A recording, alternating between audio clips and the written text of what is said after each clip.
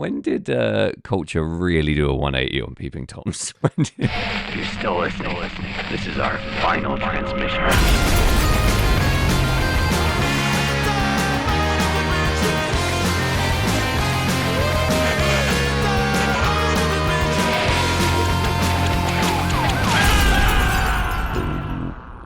We're here, Jamie. How are you this evening? Welcome to Final Transmission, a podcast featuring Sam Russo and Jamie Carruthers, where we cover one fantastic horror movie a week from now until the end of time. How are you holding up? Yeah, I think I just need to make a clarification, a quick fact check on that intro.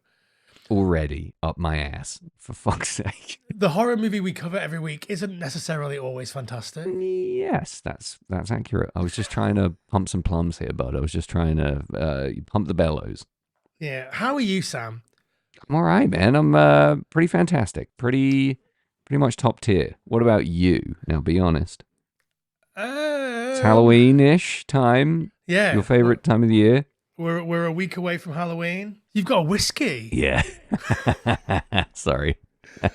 Didn't know we were doing boozies. Well, I got a rough throat situation, so I got to grease the pipes a little bit. Pipe the grease. A lot of grease and pumping so far. My apologies. In case anyone from the true Western tradition of Pendleton whiskey is out there listening, we endorse you. Would you like to do the same for us? So, all right, we're in our Halloween era. That's what the kids would say, Good right? swerve. Good dodge on how you're feeling, by the way. Well played. Carry on. We're in our Halloween era, and as a result, we are covering only movies that are set at Halloween this month. Fantastic idea. Who came up with that? I don't know, some fucking handsome genius. Would you say, what percent are you more aroused throughout the whole of October compared to other months? More pedestrian months like April or June? I think April is a sexy month. Yeah, I guess if you do the whole Valentine's Day thing. Wait, no, that's February. April Fools, that's the one. Yeah, same thing. April, the sexy Fools month. I don't know. I get that pumpkin spice coursing through my arteries. I'm having a great time. Absolute spook festival. Yeah. Want to tell us a little bit about what we're doing this week? Okay, so this week we're covering the 1988 Kevin S. Tenney to his other credits. He directed it. It stars a bunch of people, including Linnea Quigley. Not top billed, but come on, she's the only person that we really know. You're excited about her, aren't you? I mean, I have come to Already. to feel differently about Linnea Quigley than I did when I was younger. Strange. What's changed? I don't know. I sort of don't think that I find her attractive anymore. Uh-oh, you're out of love with the Quigs. Yeah. But as a teenager, she was number 2 in line straight after Shannon Tweed. So Who's Shannon Tweed? Shannon Tweed was the star of a million movies that were like 11 p.m. Channel 5. Movies that are like A Woman Scorned, stuff like that. Nice. She's married to Gene Simmons, so I guess she regularly gets the tongue. Ooh. I bet she has a prenup that tongue goes nowhere near her. Like, I'll take your money, but not the tongue. How about that? Yeah, absolutely. Yeah. Can you imagine how many women have said that to Gene Simmons? But yeah, so Linnea Quigley's in it. Amelia Kincaid is in there as Angela. A couple of other people. Nobody really of any note besides those two. No. At what age, interestingly, did you realize that flapping your tongue at women did not turn them on? I think I'm just like in broad daylight, fully clothed, walking around. Because Gene was in his 70s and still hasn't quite sussed this out yet. At what age did you figure that out? I don't think I figured that out. It hasn't been demonstrably successful for me yet. Jamie's doing it a lot right now for listeners out there, in case you need to know. When you do it, do you enhance it with the V fingers? No. Well, Good Lord, that's what you're doing wrong. I'm not hoisting the V fingers around my flapping tongue. That's what you're telling me I'm doing wrong. Yeah. As a seductor, seducer, seductress. That's me. Yeah, I think that's the key to that unlocks the horn factor I don't know. You're such a marketing guy. Unlock. Only only a marketing guy would drop an unlock in a sentence about flapping your tongue at women while flashing the V. Yeah. Had you seen this before, Sam? No, I had not. I Interesting. never even heard of it. That's wild. It's a classic. The cover of the second movie in the series is like burned into my retinas from the video shelves as a kid. Yeah, I never saw any of these on any shelvage. There's 3, right? Is that correct? Yeah. No, not familiar with the series at all, unless I'm just blanking it out for some reason. But no, never heard of it. Maybe it's one of those titles that is so generic you sort of forget that you've heard of it. Yeah, I mean, not for me because obviously I love the Lamberto Bava Demons films, Yeah, you do, all of them. and yeah, all 5 of them, Demons 1, Demons 2, and all of the Demons 3s. And I think this follows a similar trajectory as those. The demons are quite similar. Yeah, in the mouth department, I think for sure. Yep. More tongue from Jamie, everyone, just in case you're wondering. You said mouth. That's all it takes. That's the magic word for the tongue today. Don't victim blame me for saying the word mouth.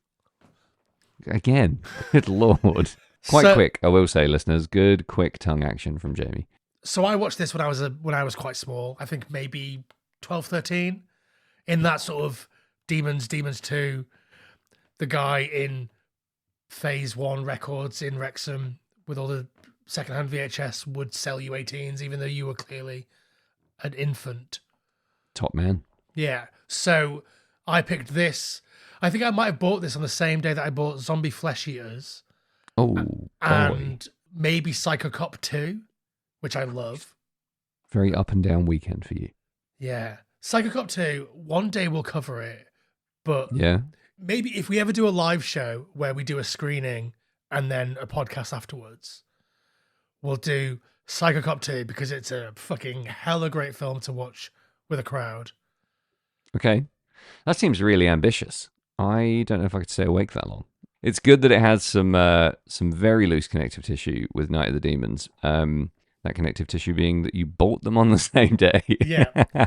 So you were very young when you watched this, Jamie. No comment, no judgment. How do you feel this has held up throughout your horror viewing life? I mean, I'd be interested to get your take on this because I have all the baggage of having seen this at 14, being a lusty teen boy presented with Linnea Quigley's extremities. Extremities. Well, yeah, you get both ends, right? So you get front, back, and top. So that carries a lot of weight for me. That this was quite formative. I think I had seen Return of the Living Dead before I saw this. So, I mean, I wasn't new to the chest of Linnea Quigley. But no, you were an initiate. Yeah. But Trash is a very different character to Suzanne. Suzanne, yeah. Yeah, she's all that I wanted to go. She's all that I wanted of a girl? Yeah. Of a girl. Interesting, Weezer. When's Rivers going to get cancelled? It's got to be coming. When's Rivers going to get cancer? Cancelled. Come now. Yeah, Linnea Quigley. I was never an acolyte of the Quig, unlike you. So I haven't fallen out of love with the most interesting part of this movie. Oh, that's interesting. It's interesting that you've dropped that already. No, I'm speaking from the perspective of horny Jamie. Okay, well, I'm not horny now, so let's go to a break.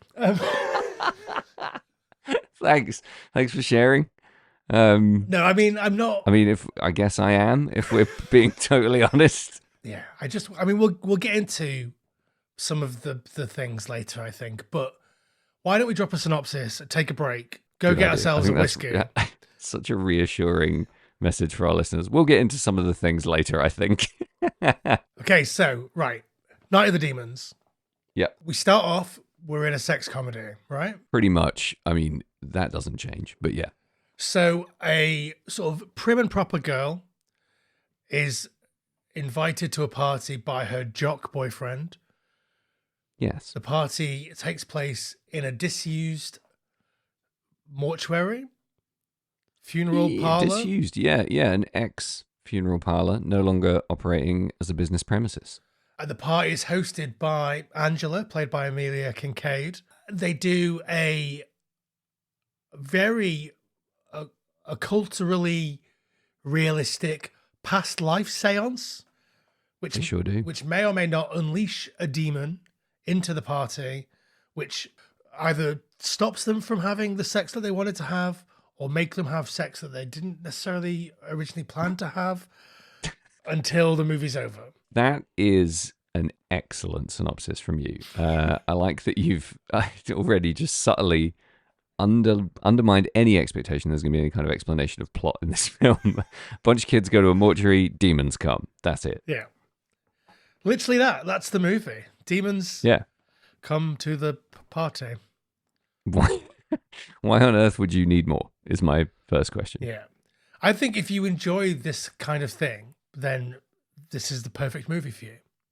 Where are you putting this in terms of this kind of thing? With whomst doth thou groupeth-ist this film? Well, there are a number of, I think we sort of touched on this before, but there are a number of like 80s vaguely comedy horror films that are basically sex comedies with some horror situations. So there's Sorority Babes in the Slimeball Ballerama, there's Evil Toons, there's like any film where somebody, what's the word, climbs a tree to look in somebody else's window. Do you know what I mean? Like Sure. all of those films that when being a creepy peeping Tom, Was cool. Yeah, it was fine. Let's take this break. We'll come back and we'll get into Night of the Creeps.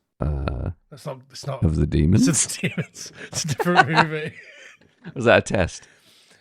And we'll get back into Night of the Demons.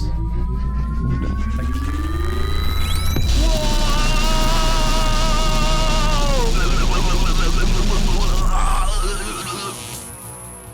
Whoa, holy shit. I guess that's why they call it Phantom Power. Shall we dive back into the money? Yeah, I'm back. Are you back? I'm back now. Good. Okay, so give me your first initial thoughts on Night of the Demons. My first initial thoughts on Night of the Demons unfurled, if you will, like a teenage boner. Do they unfurl? Teenage boners don't unfold.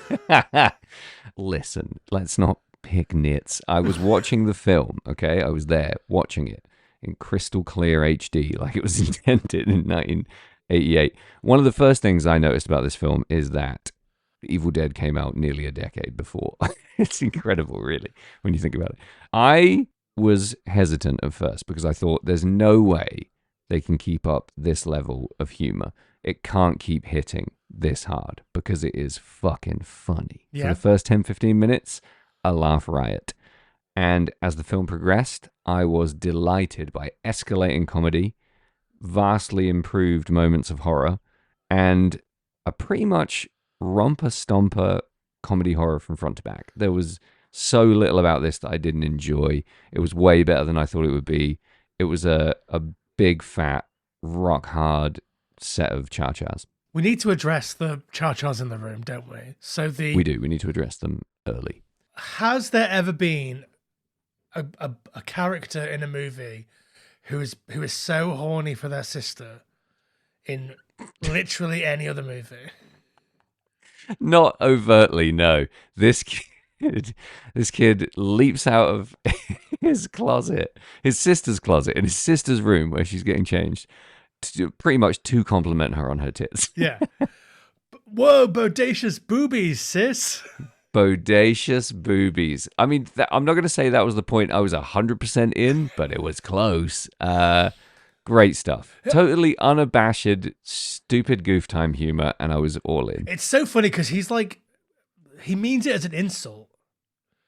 He means it kind of, I don't know what he means. I think he's trying to be sarcastic. Maybe he's staring right at those gammons and shouting bodacious boobies. But like, So, if they get any bigger, you're going to have to hire someone to tie your shoes. fucking amazing bit by the way. Never heard that. And I grew up with a lot of chauvinists, let me tell you. A lot of breast admirers. That is a great line. And just to preface my take on all of the humor in this movie and a lot of the dialogue, I had to look up how old the guy that wrote this movie was when he wrote it, because it felt like a fucking 90-year-old wrote this movie. And he was like 34. There's no excuse for him saying things like, what does he say? Fucking giving a party, or or any of that bizarre, semi-archaic American language. Like, Uh, that's true. yeah. But a 90-year-old couldn't write the line, Count Dingleberry, the flaming asshole of Transylvania. I really think they could. And I'll tell you why. Because I read everything Stephen King writes in the modern era. So anything new that Stephen King writes is full of that shit, because he's like a 90-year-old Maine guy trying to write about kids and their tickety talks. It reeks of an older man. Put it that way. Much like Linnea Quigley at the end of this shooting, I guarantee. It's really rough and hard to get around, but that does not in any way detract somehow. Somehow it adds a layer of charm. These kids all talk a little bit like they're in the 40s, trying to be modern hip kids, and somehow that just fucking hits. It doesn't hit so much in New King, by the way, in my opinion. I think the vibe here, I think it's really fun that we sort of jut to that awkward language up against, like, I think a fairly, decent movie depiction of like teenagers. Yeah, Linnea Quigley is 30. We all know that. Is she 30 in this? Yeah. Wow.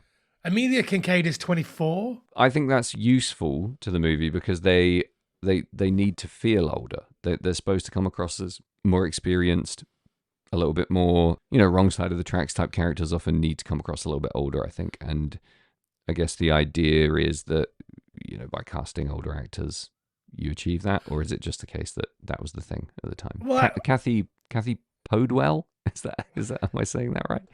Kathy Podwell appears a lot younger Yeah. as good girl Judy. It doesn't bode well, does it? Oh, he's here all night. The hits keep coming. You have complete license to tell the worst jokes of your life on this episode, by the way, because nothing's going to be worse than Night of the Demons. Particularly if you're casting a sex comedy or a movie where there are sex comedy elements, you don't want teenagers that look dream job. You don't want teenagers that look like teenagers, because I don't like. There's a show that came out on Netflix called Sex Education, right? Oh, I remember that. Yeah, and I couldn't watch it because all the teenagers look like they're 14 and they're all banging. And I just felt really leery and creepy as a 38-year-old man, however old I was when it came out. How do you feel about American Pie? Well, see, American Pie, those guys they're at least 19. Yeah. And they all look at least 19. Yeah. So it doesn't feel quite so wrong to me. Whereas in Sex Education, everybody feels like they're 15, 14. I finally got you to defend American Pie. I don't think I defended it. I just think I said that they're older, but not that old. They're not Linnea Quigley age. In fairness, you said you didn't feel uncomfortable watching American Pie, which I think is, compared to most things you say about it, a defense. Yeah. Have you watched the Netflix Bake Off ripoff with Jason Biggs as the host? No, I don't want to. I hate that kind of TV. Even Biggs isn't pulling me in, even though there's going to be so many references to, like, well, what do they do? Like, rate the pie by how hard he'd fuck it or something. Like I mean, that is very enticing. They don't quite nail it on like that. But anytime someone makes a pie that looks good, he's like, "That's a good looking pie, and I should know." It's almost enough to get me there, but no, I don't. I cannot watch that kind of bullshit. Unfortunately, not even in the background. I like Bake Off, Nah. I like the interior design challenge. No. Even worse. No. I just, oh God.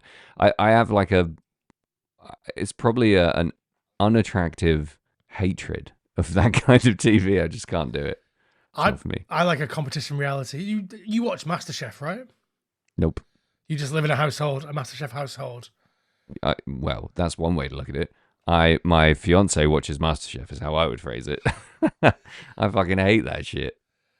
Yeah, okay. Well, let's go back to Night of the Demons. Yeah, so, okay. We are introduced to Linnea Quigley, but first. We really are. We don't see anything before we see her butt. It goes on for ages, and it's just her bending down, and you think, why are they doing this to us? But it pays off because it's a front for shoplifting, which I didn't cotton on to particularly quickly, but the person I was watching the film with did. at the Final Transmission podcast, we are big fans of shoplifting. If you wanted to show your allegiance to us, go and shoplift something right now. But yeah, Go on. I think it's a great way like to where this introduce is a going. character. I just love shoplifting, and I think it's I thought you were going to say we're big fans of shoplifting. What the only thing we like more than shoplifting is butts. no. I think I like shoplifting more than I like butts. Holy cow! You can't pay the rent with butts. Another rift is formed. Yeah, so we're introduced butt first, and it is. I'm going to make no bones about it. Fantastic. It's a good scene. Yeah. It's a great way to meet the character. It's a great way to understand their dynamic as a pair of teens. I really enjoy the clerks in the store, and one of them's the director, right? Yes, I don't Would cast myself in that role also. Well, yeah, of course.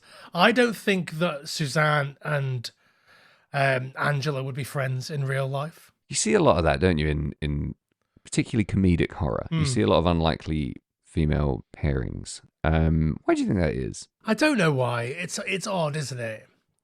I like it. It works. It's a means to an end.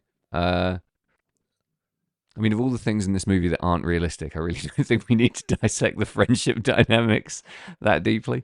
I do think that they would be friends, so I'm interested in why you don't. I just think like Angela. I mean, she's very goth. Not just like she doesn't just look goth, but she wants to do seances. She wants. I mean, it is Halloween. Let's not forget.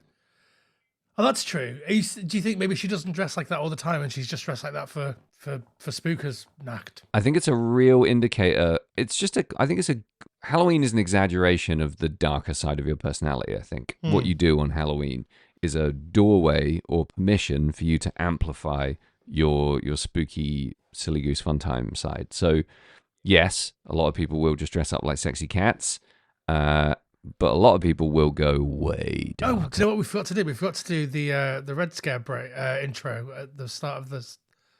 We did. Red Scare Industries celebrating 20 years of dreaming and scheming, coming at you from the heart of Chicago. It's America's premier record label, distribution service, booking agency, and all nude bar. Toby Jagg's apartment. What do you know, bud?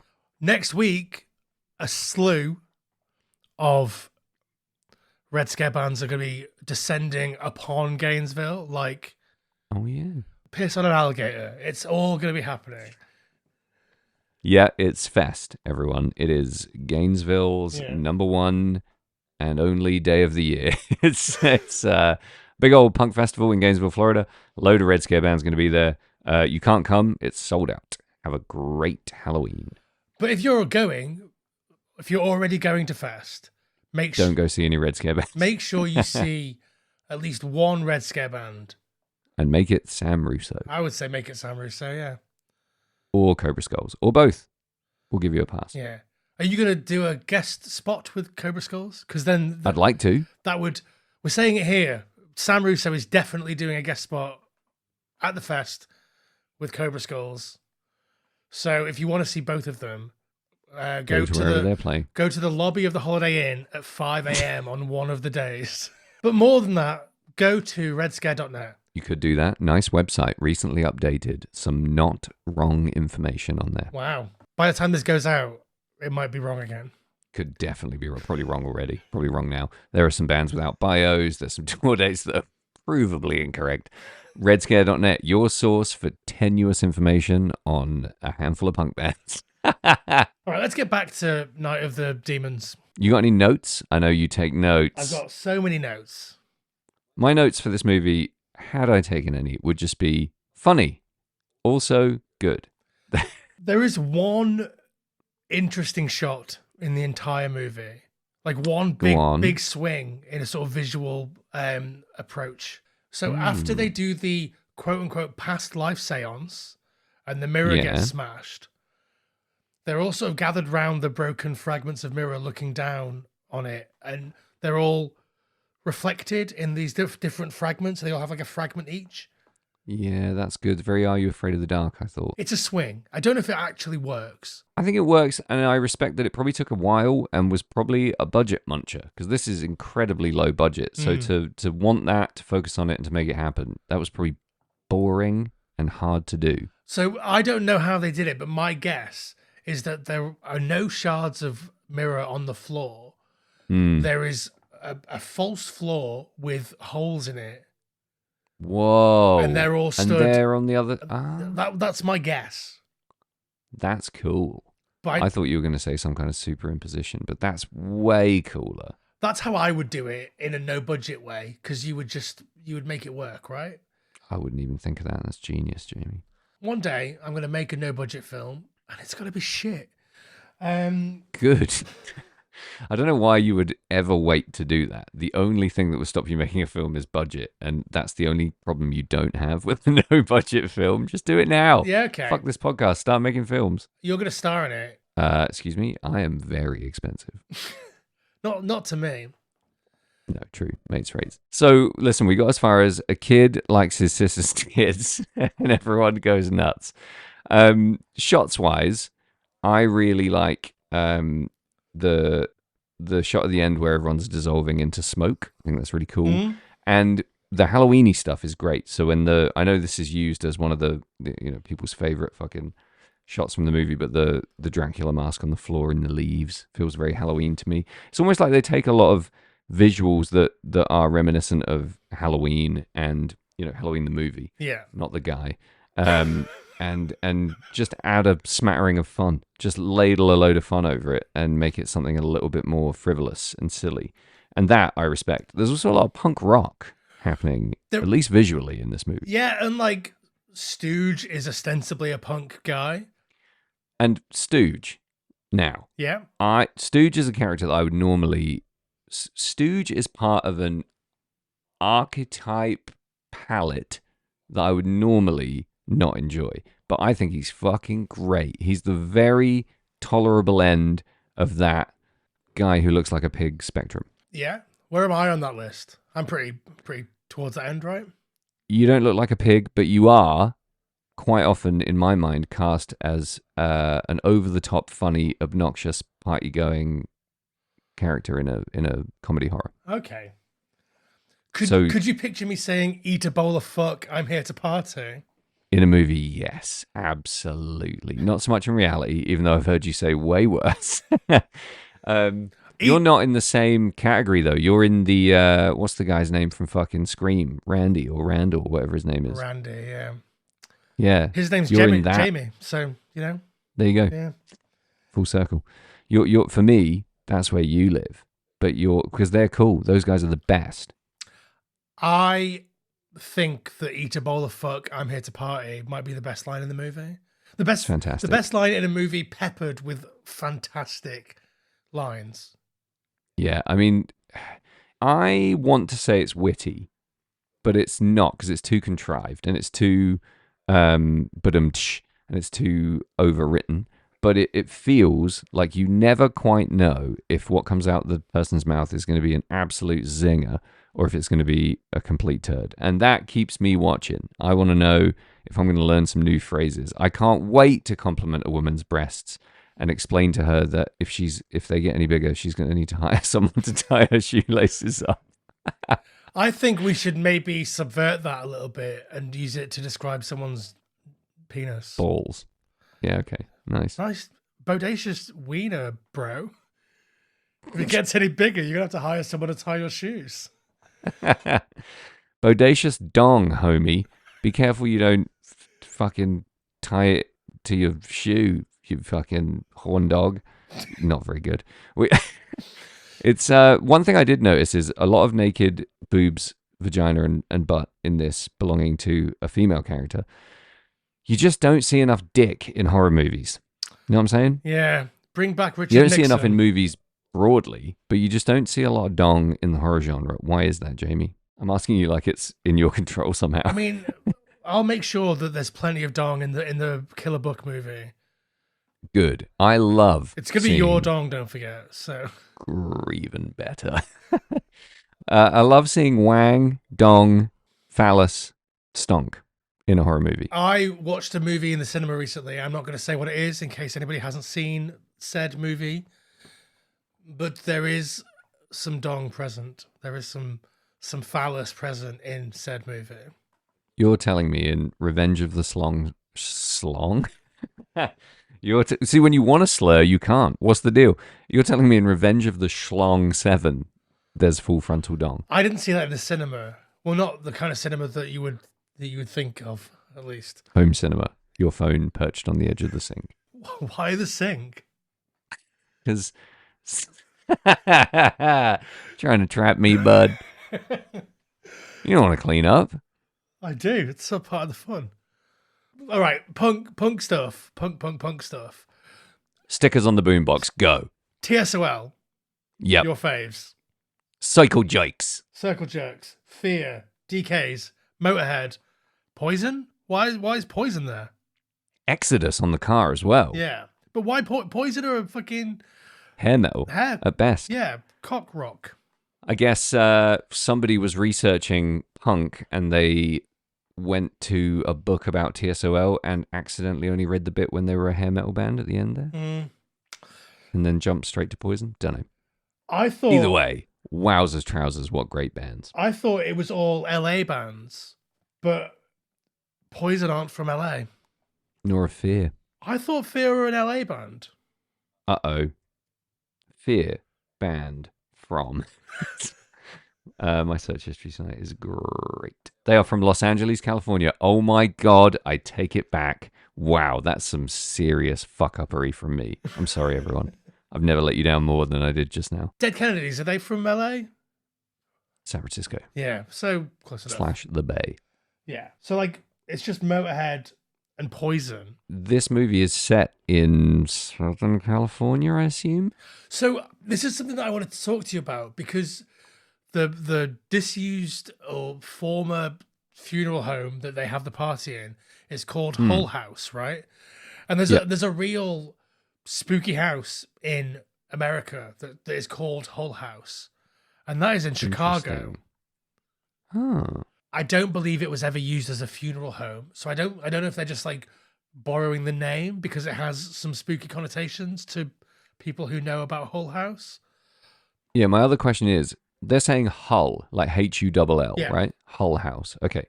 So, I don't know. I thought maybe that was just a loose take on Hell House. But this is obviously filmed in LA. It's clearly shot in LA and weirdly premiered in Detroit.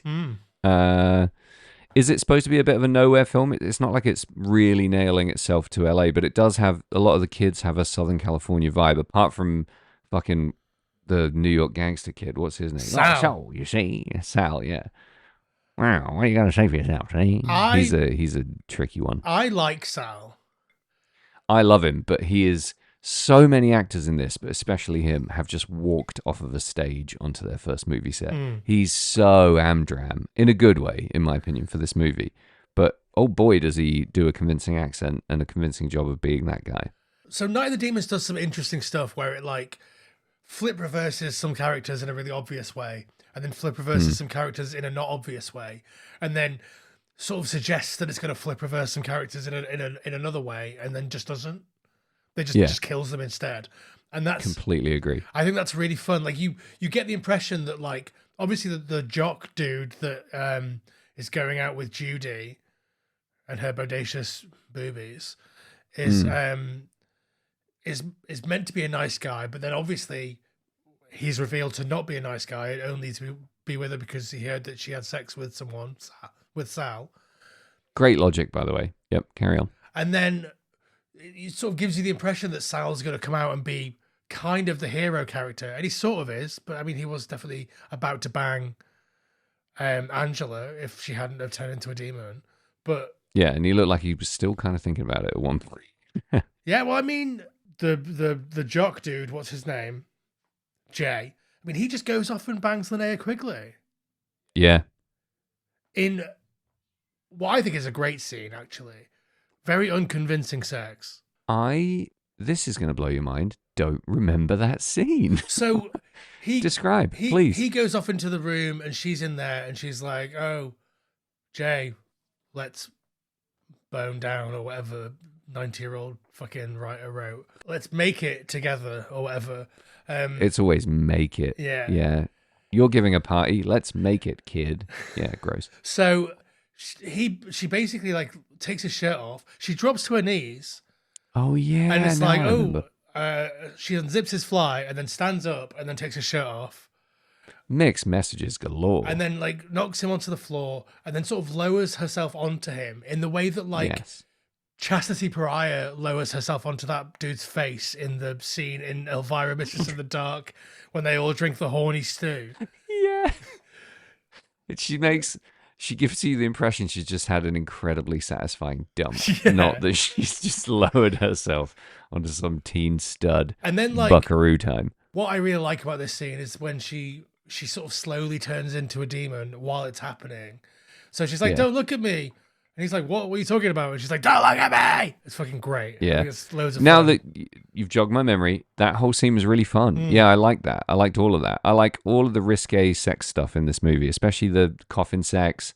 All of that's really fun. Great stuff. Yeah, I think the coffin sex is the nearest thing to actual sexy sex that happens in this movie. Yeah, and it's also I'll keep that to myself. It's a good scene. I like it a lot. What else does the movie do well? The demon kind of sucks. It's very Chinese New Year. I sort of struggled with the hovering demon head. Yeah, it kind of looks like there's a Muppet, like an evil Muppet in the Muppets. Yeah, the one with all the flowy bits of hair. Yeah, he's I like know a little, exactly the he's guy like a you little mean. dragony guy. He's like Uncle Deadly. Uncle Deadly. There you go.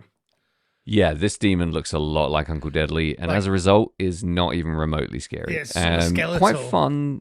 Yeah, fun to watch, but I'm going to go out on a limb here and say something I never thought I'd say. Almost too practical a practical effect to be even remotely frightening. It just doesn't look real. So it is a practical effect, but it's not used in a practical way. So it's only ever sort of superimposed into the shot. So it never looks Yeah. like when we talk about even bad practical effects are good, we're talking about like physicality in the space. And Yeah, there's that's true, actually. there's no physicality in the space because we see it transposed onto the mirror, and then we see it transposed onto the sky, and that's it.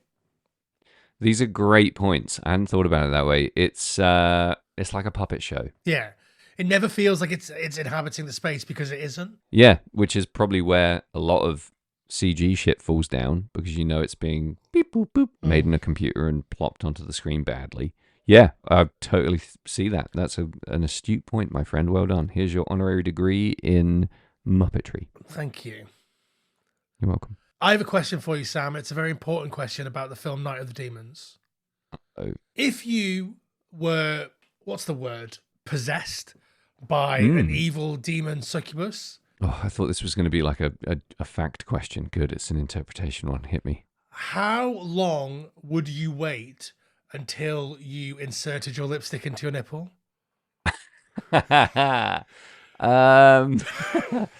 On my list of things to do as a demon, I gotta be honest. There's I get the feeling that you have a finite amount of time to be a demon and do that. So pretty quickly, I would say the exact amount of time that it takes in this movie, because I want to do it all over my face first, and the next logical place is directly into my nipple. I just don't understand what's happening there. Like, why? Oh, it was so upsetting. As a person with very sensitive nipples who finds nipple stuff borderline unbearable to the point where I quite often close my eyes, even if it's sexy nipple stuff in a movie happening to a guy, I have to just fucking absent myself from the moment. Watching her just push that whole fucking lipstick through her areola into the meat of her bosom was very uncomfortable for me. I just don't understand the why of it. Like, Again, we're whying Night of the Demons, Jamie. I think because they had a great prosthetic boob on hand, and what else are you going to put into it? Too graphic to do like a knife or whatever. Like, you got to pop a little lippy in there. I have more questions. Where does Sal's grave come from?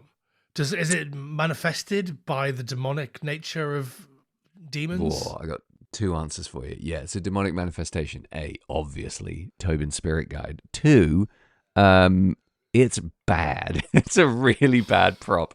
You have no excuse to have a bad gravestone in your B movie. It's the one thing you can do right. Yeah. Chisel out some styrofoam, spray it gray, get a fucking intern to do it. Done. It's such a shit grave. I think it's a funny gag, but it doesn't look good. No, it Here doesn't lies hit. Sal, Like an afterthought. 1978 to tonight. now. Or whatever, yeah. Yeah, now. tonight, yeah. But it's just shit. It looks like it's written on in Sharpie, if my memory serves. I mean, it was a whole day ago that I watched this, so, you're asking a lot. Again, a gag that I would normally gag at kind of hits. Like, I'm like, haha. Not laughing, belly laughing, but I'm enjoying the flow of the gags is right for me. We're in a stream of, loosey-goosey horror, peppered with gag boulders, and I'm not at any point shipwrecked. I'm having a good time. Yeah. I think there was... None of what I just said made any sense, by the way. Sorry. That's fine. That's going to be your epitaph. Great. Your epitaph is going to be Red Scare, and my fat wreck is going to be Visible Noise. Knew you were going to do it. Do you know what Epitaph, the record label, is named after? No, I can't think of anything funny.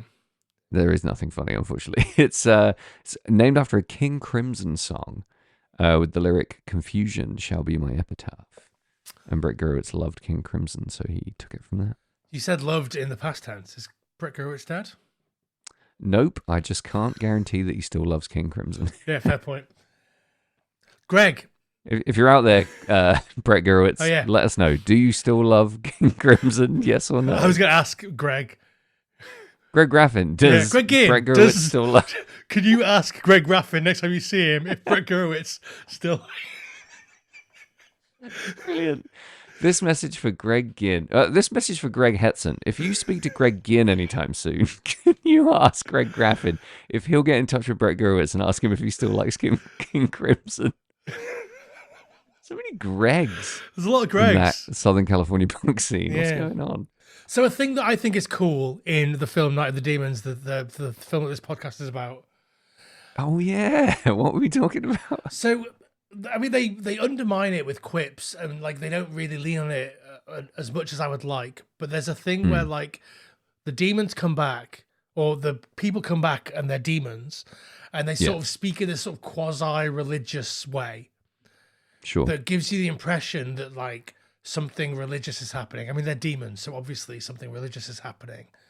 They never quite settle on it, and it's a thing that could or would or even should be cool, but it doesn't ever quite make it. But I still think it's cool. Not. It's not fleshed out. Also, I mean, none of it's, as you alluded to in your summary at the top, your synopsis. It doesn't really do any of that very well. Like the idea of it being built. Do they actually say it's built on a native burial ground? Yes. They say something to that effect, right? And then there's a stream that the natives wouldn't cross. I mean, no, the evil spirits wouldn't cross the stream. Yeah. None of that's fleshed out. There's a wall built on it. You can climb over the wall. Yeah. Why would the natives have a burial ground in a place where they thought was evil? That seems like an oversight. There's a bit of a classic Hollywood fuck up here, isn't there? That Native American burial sites are inherently rammed with evil spirits. Sometimes it's explained spirits, well, right? Like they're sometimes they were killed by the white man, and therefore their spirits are unsettled and seeking revenge. Also, offensive, but kind of fun. So let that slide. This doesn't do that. It doesn't explain or justify the interweaving of the religious aspect of the demonic possession with the native burial ground wall stream situation very well at all. There's a quote in a Shudder documentary that I've watched by a talking head on a Shudder documentary that I've watched. Sorry that I can't remember the name of the documentary or who the talking head was, but they're talking about like the Indian burial ground trope, and he very astutely says, just so you know, it's all Indian burial ground. The entirety of America, it's all Indian burial ground. And Canada, yeah, absolutely, yeah. That's a very, very good point. Rough. Yeah. What do you say to that without alienating your American listeners? Look, nobody listening to this subjugated an entire race of indigenous people. No. Well, do you know what? Stephen King's treatment of the Micmacs in Pet Sematary is not abhorrent. It's the best I can say. Cool. Well done. In popular fiction, there's not a lot of really good service done to the Native American No. or First Nations people of any kind.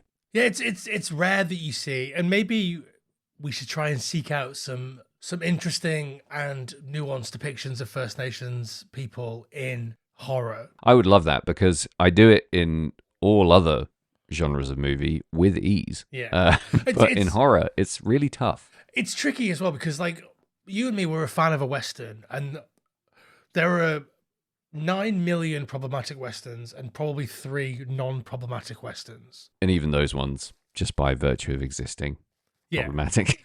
But, like, And this is a guy who hates the phrase problematic. I will readily admit that the Western tradition. I had this exact conversation with my brother just today. We were talking about The Searchers, John Wayne, John Ford. the Ford movie, because it's hard to watch nowadays.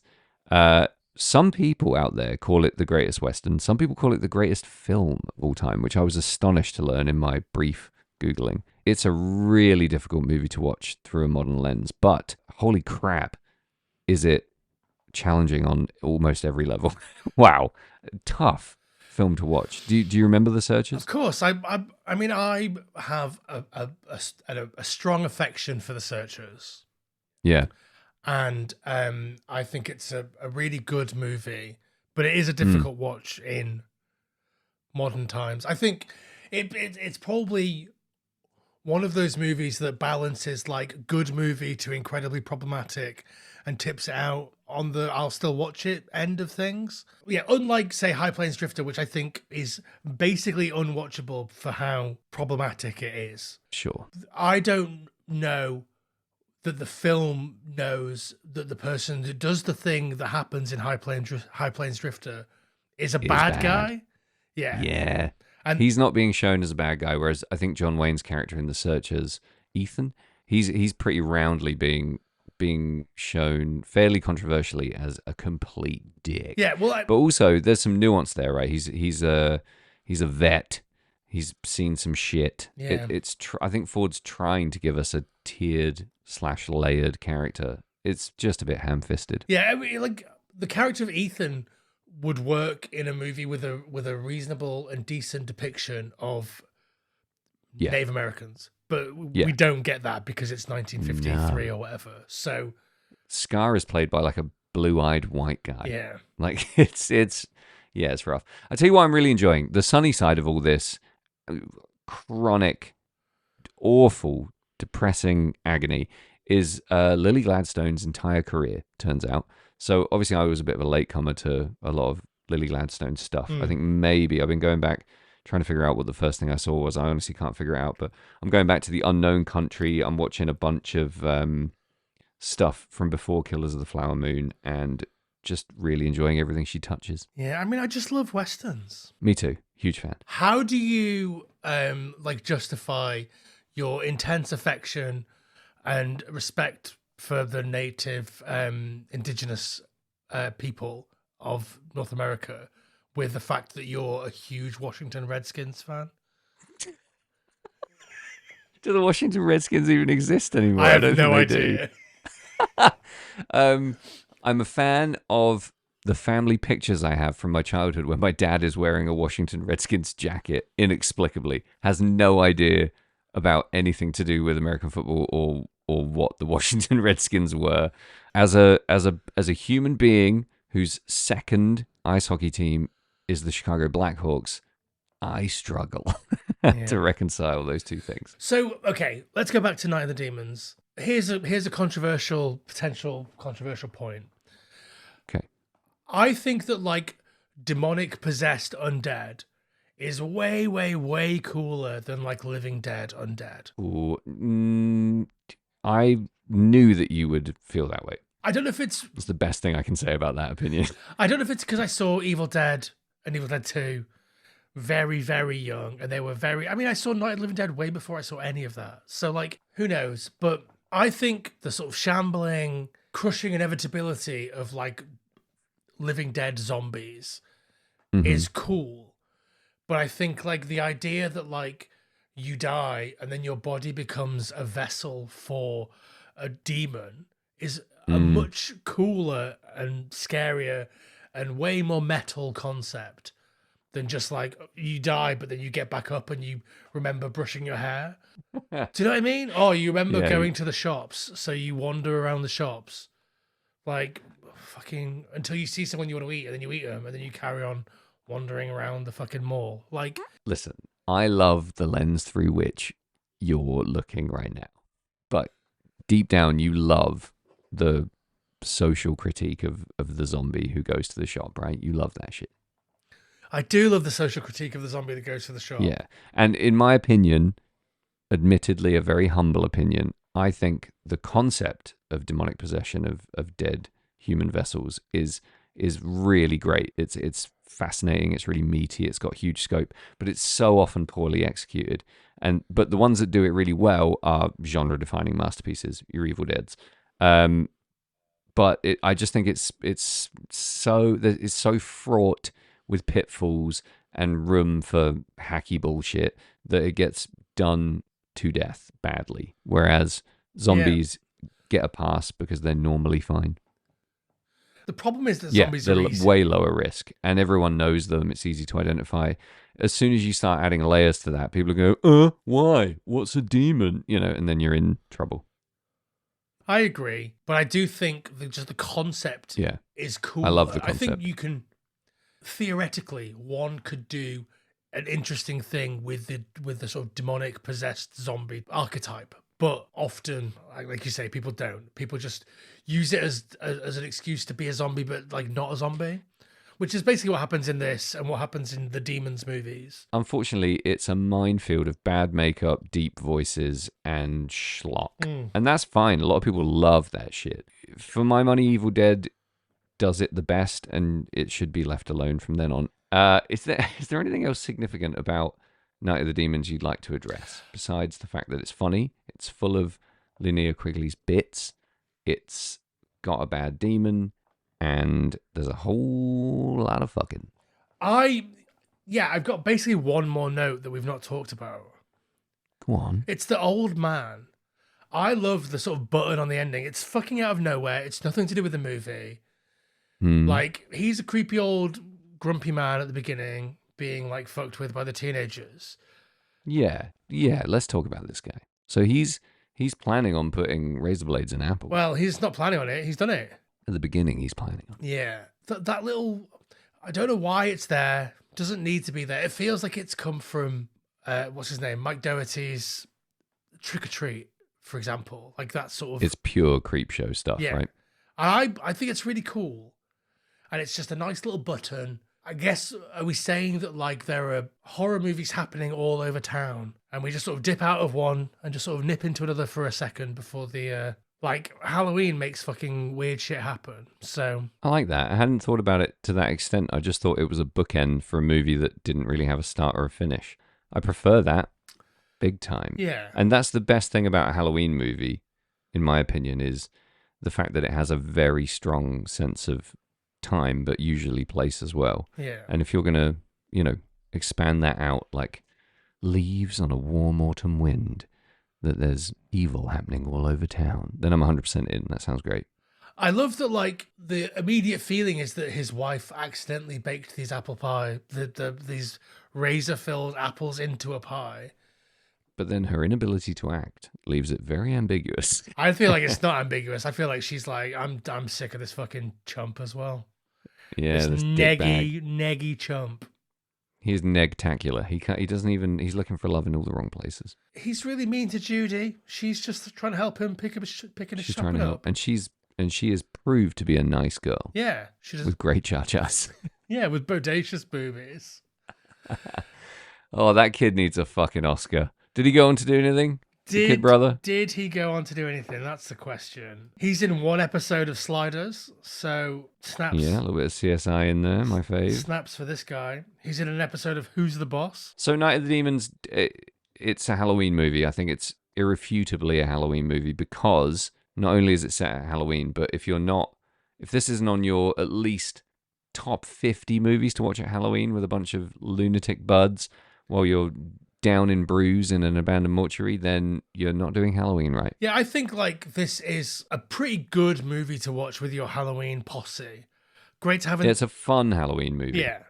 Like there's that extended Angela dance scene, which I think Great Tim fun. Burton must have seen when he was doing that Goo Goo Muck scene in Wednesday. For sure. Like it's just cool, isn't it? It's a cool movie. It's very silly. You could watch it with the sound off at a party and have a great time. You could watch it with the sound on with 5 mates and beers and have a great time. Yeah.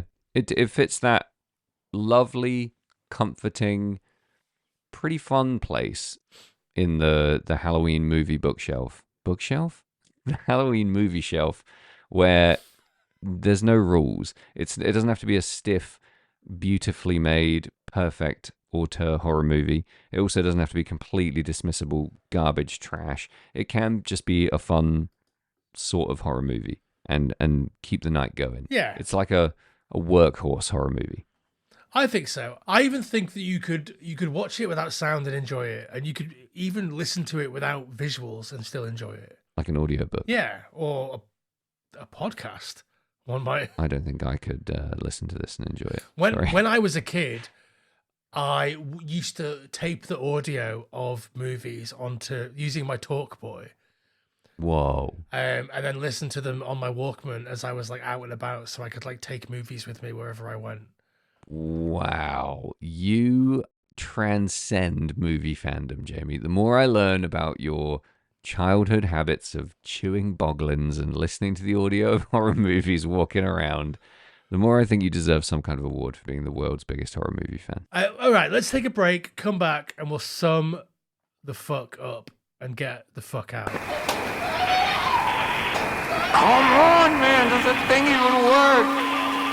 No. There's nothing out there. It's just dead air. Okay, Sam, I'm back. Are you back? Wow, I'm back. Feels like we've been back a lot. It does feel like we've been back a lot. It's because I feel like we never really went away. We never really left. What do you think if someone were to ask you to sum up your feelings on Night of the Demons, 1988? How would you do so? Well, firstly, I would tell them to go to our social media accounts and follow us there at FT Horror Show on TikTok and Instagram. Yeah. I would also make sure that they were aware that what they should be doing is making sure that they're subscribed to the podcast on whatever you're listening to it on now. Good idea. Make sure that automatic downloads are turned on. And also drop us a little review. You have loved this meandering nonsense. I mean, maybe when the edit comes through, it won't be quite so meandering. Who knows? Fingers crossed. I think this episode is basically just about boobs and westerns. Yeah, well, if the Western stuff stays in. If it doesn't, this episode is 8 minutes long.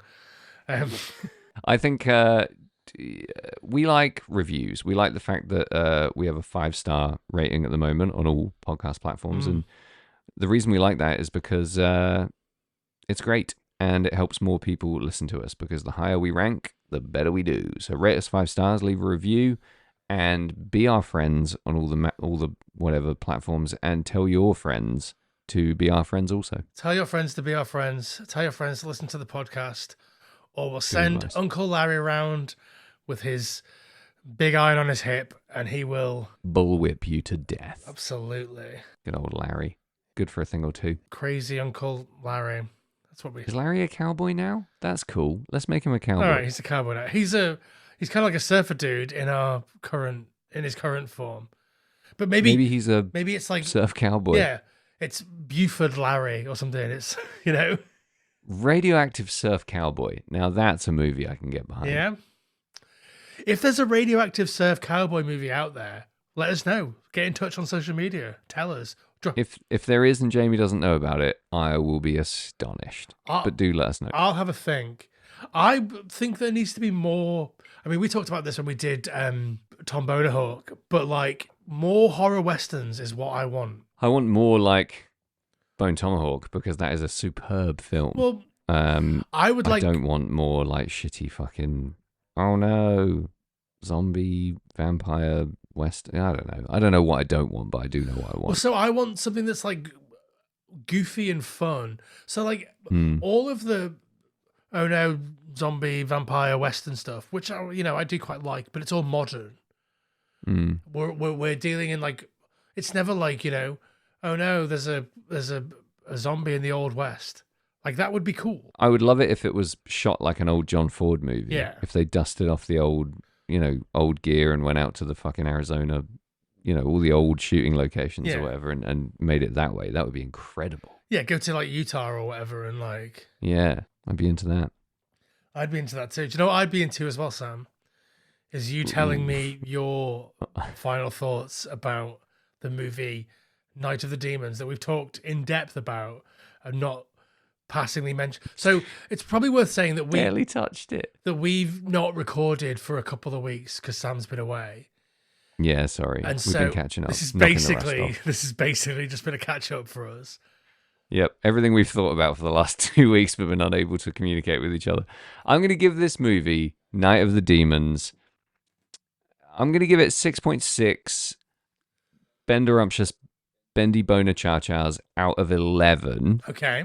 And a half, because it is very fun and very silly, and it sets out to do something pretty specific, which is give you a romping, rollicking, good, spicy, steamy, fun Halloween night, and it does that. However, it's, spoilers, not a great film. It's got a lot of fatal flaws, but the juice is worth the squeeze, in my opinion, especially if it's part of maybe a movie marathon, or maybe it's part of the silly end of Halloween when you're not communing with the dead and out performing rituals. It has a very specific time and a place, and if you get that wrong, that's on you, not on the movie itself. Much respect to Linnea Quigley for a superb performance, a good ensemble cast, some twists and turns, some fun flips, and overall a good old fuckfest. Just a good fun movie. Check it out. Yeah, I mean, I completely agree. I think like it's very easy watching. Yeah. Like you never have to invest an awful lot. Yeah. The tiny amount that you are required to invest massively pays off. Pays dividends. Yeah. It's just a hoot. It's a hoot and a half. An interesting fact, Linnea Quigley turned the movie down initially because she thought as a 30-year-old she couldn't play a teenager. And then the director, Kevin Tenney, basically begged her. She read the script and was like, okay, I'll do this, because she read the script, which is like... I can be this teenager. Like, I think that's really funny. And then that's really funny. The next day they molded her boobs for the lipstick scene. She read that. She knew that was coming. Yeah. And that's what made her say yes. Yeah, that's really interesting. That's got nothing to do with the age that she's portraying. I think that's a huge testament to her. She read it and was like, that looks fun. I'm in. Yeah. Like, Linnea Quigley has had a weird career, I think. Like, she's been, this character and this character adjacent. I mean, she's pretty different to Trash here, but like, yeah, they're not a million miles away. Trash is kind of a mix of Suzanne and Angela, let's say that. And then she's in like Assault of the Killer Bimbos, and like she did like Linnea Quigley's horror workout. Silent Night, Deadly Night. She was of course in Silent Night, Deadly Night. Similar-ish character, I would say. She's in and I think that's great. Hollywood Chainsaw Hookers, like right. Which one day we'll cover Hollywood Chainsaw Hookers. In fact, hope so. I've got a bit of a noir tinged horror series planned for what I'm gonna call January. I see what you did there. Yeah. Surprisingly, Hollywood Chainsaw Hookers does have a noir format. So excellent. So we'll cover it in January. But yeah, she does her thing really well. It's a weird career. There's no failure in this world, okay? That's what we're trying to say, people. Yeah. If you still live in that cloistered, limited existence where you believe in failure, then embrace failure. But if you've transcended and you no longer believe in the existence of failure, then get your ass out and have a great time. I think that failure does exist. I just think that people that go into one kind of media and then end up becoming incredibly, incredibly rich in a different flavor of media, that's not failure. Yes. That's falling up the stairs. Yeah. Um, That's like, and that's fine. yeah, that's like taking one step to your left. Like, Yeah. What that isn't is setting out to play music for a living and ending up having a horror podcast. yeah. I wanted to be an actor when I was a teenager. Did you? I wanted to be a rodeo clown. I mean, achievement unlocked. Fucking am. Yeah. Exactly, yeah. You're basically a rodeo clown. But yeah, I wanted to be an actor and I tried really hard to make it happen. And then Yeah. I got bored of trying. And here I Yeah, am. that's a classic pitfall when it comes to becoming an actor. Yeah. Getting bored of trying to be an actor. If you're listening and you're writing a review of this podcast, tell us what you wanted to be when you grow up, and then tell us what you are. Yeah. If any of you then are the fuck off. thing you wanted to be when you grew up, No chance. then frankly, I once met a helicopter pilot who told me that he'd always wanted to be a helicopter pilot ever since he was a kid. And I was like, of course you fucking did. You're a helicopter pilot. Anyone who ends up being something great is going to tell you it's what they wanted to be when they were a kid. there's a guy that I watch on YouTube sometimes who's a lawyer. And he's like, when I was a kid, I always wanted to be a lawyer. Like, fuck off.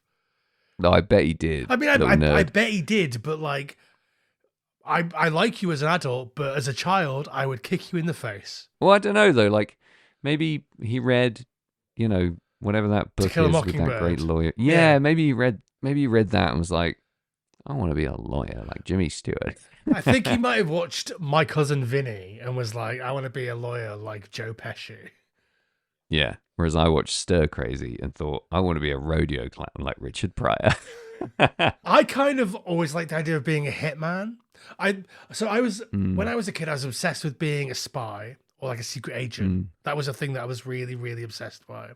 I had so many Yeah. like different books about being a spy or a secret agent. I don't know. Did you have, it was called like the Spy's Handbook or something, and it had It's like a file the fax. thing that I remember. I had that one. Yeah, Yeah. I had the Filofax one. That was fucking awesome. But I had one that had a graphic depiction of how on a stakeout you piss, and it just had this really detailed drawing of like you could make a piece of guttering run down the bottom of your van and out the back near the exhaust. Yeah. And it told you every step of the way, like you piss down this, Like the bangers it goes van. through this. Yeah, and then it looks like vapor coming out of your. They didn't know what kind of pisses I was going to be doing on my stakeout, but the idea was that you could just pee down this tube and it would come out near your exhaust and just look like water vapor. Did you have that one? I don't know if I did, but the Bangers tour van definitely had a hose pipe and a funnel that you could piss into, which Yeah, was there was a amazing trickle for out me of that. because I'm notorious van pisser 99. Like if I have 2 beers, I have 6 pisses. So Your van pissing Yeah. all the way to Sudbury. Yeah, for sure. So Summers didn't have that, and therefore had lots of empty Coke bottles in his van. Yeah, a very wet ceiling. But yeah, I wanted to be a spy or a secret agent, and maybe I am. I wouldn't tell you if I was, would I? So Yep, I would tell you every opportunity I had if I was a rodeo clown. I can say with a very heavy heart that I'm not. we've got a I friend don't who's a think any- spy. Did you know that? Yeah, and no friends who are rodeo clowns. What the fuck is wrong? Do you know what? I've got multiple friends who are/were spies. Nice. One of them's I can't even say on a podcast because he could get in that much trouble. Yeah. I've already fucked it by saying he. I'm in a pickle here, everyone. Edit this out, Jamie. No, that's staying in. You haven't given us your rating yet for the movie Kevin Tenney's Night of the Demons. You still haven't done it. We're still here.